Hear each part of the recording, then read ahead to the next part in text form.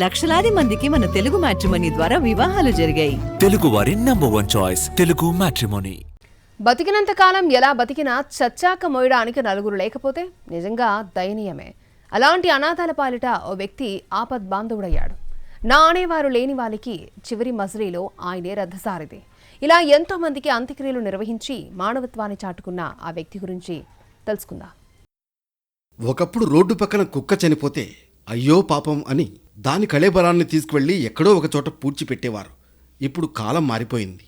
కుక్క మాట దేవుడెరుకు, మనుషులు చనిపోతేనే దిక్కుమొక్కు లేకుండా పోయింది.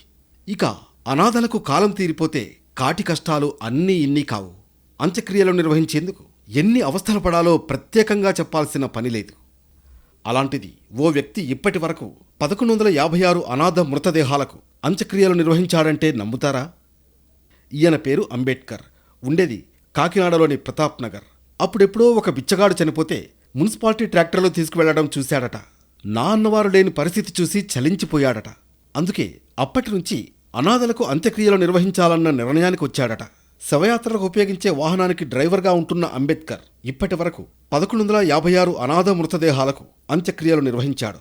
ఇందుకోసం ఏ ఒక్కరి దగ్గర రూపాయి తీసుకోలేదు. ఈయన చేస్తున్న పనిని మెచ్చుకున్న వాళ్లేమో కానీ నచ్చని వాళ్ళు కూడా ఉన్నారు.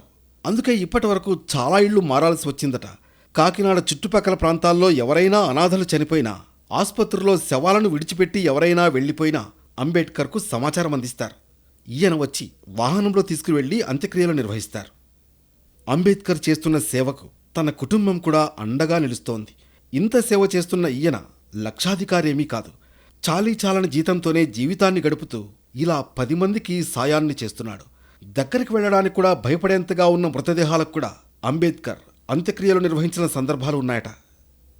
ఆ బాడీని శ్మశానానికి తీసుకొచ్చే విషయంలో ఆయన స్పందించే తీరు చాలా ముదావహం. అదేవిధంగా అనేక మంది అడుక్కునేవారు, అనాథలు మరణించినప్పుడు వారి గురించి అంతిమ సంస్కారం చేసేవాళ్ళు ఎవరు కూడా రారు. అటువంటి సమయాల్లో అంబేద్కర్ గారు ప్రభుత్వం దృష్టికి, సంబంధిత శాఖల దృష్టికి తెలియజేస్తూ ఆ యొక్క బాడీల్ని శ్మశానానికి తీసుకురావడం. దైవం మానవ రూపంలో అంటారు. ఇలాంటి వ్యక్తులను చూస్తే అది నిజమే అనిపిస్తుంది. అన్ని దానాల కన్నా ఏ దానం మిన్నా అని అడిగితే ఒకటి కాదు, ఇలా చాలా చెప్పుకోవచ్చు.